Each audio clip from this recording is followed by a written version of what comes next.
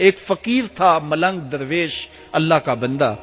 اس کی عادت یہ تھی کہ اپنے ڈیرے پہ آنے والوں کو کھلاتا، ان کو پلاتا، ان کی ضروریات کا خیال رکھتا، لیکن کوئی مالی آسودگیاں نہیں تھی.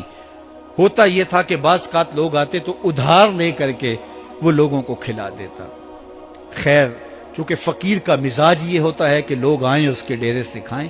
بابا بلے شاہ نے بھی کہا تھا نا، اٹ کھڑک کے دکڑ وجے تتا ہووے چلا، آن فقیر کھا کھا جاون راضی ہووے بلا.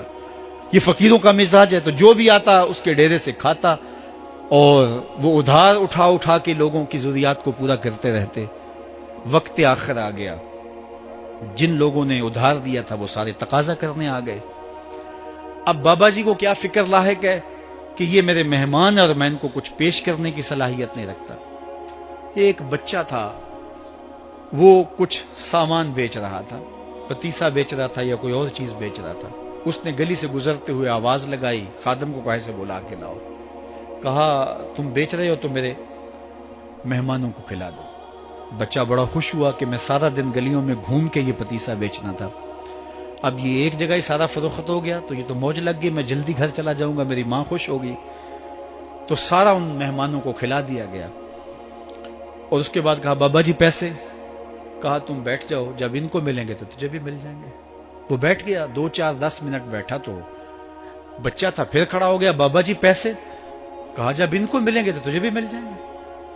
پھر آدھا گھنٹہ گزرا تو پھر اس نے کہا بابا جی پیسے، میری ماں میرا انتظار کر رہی ہے، ہمارے گھر کا چولہا اسی سے جلتا ہے، میں یہ پیسے لے کر جاؤں گا اور میری ماں کوئی ہنڈیا خریدے گی اور ہم شام کا گھر کا کوئی سلسلہ کریں گے. کہا بیٹا جب ان کو ملے گا تو تجھے بھی مل جائے گا. بچے نے رونا شروع کر دیا. یتیم بچہ تھا، اس کا سارا آسرا یہی تھا. اس نے رونا شروع کر دیا. جب بچہ رویا اللہ کی رحمت کو جوش آیا. کوئی مرید نذرانہ لے کے ان بزرگوں کے پاس آ گیا اور اشرفیوں کی بھری ہوئی تھیلی پیش کی. وہ اتنے پیسے تھے کہ اس بچے کو بھی دیے، جتنے لوگ آئے تھے سب کا قرض چکایا. کہا جاؤ گھروں کو. تو سب نے کہا بابا جی ہم صبح سے بیٹھے ہوئے تھے تو یہ نذرانہ دینے والا صبح سے نہیں آیا تو اب کیسے آ گیا؟ کہا صبح سے تمہارے اندر کوئی رونے والا نہیں تھا، ایک رونے والا آیا تو باقیوں کا بھی کام بن گیا.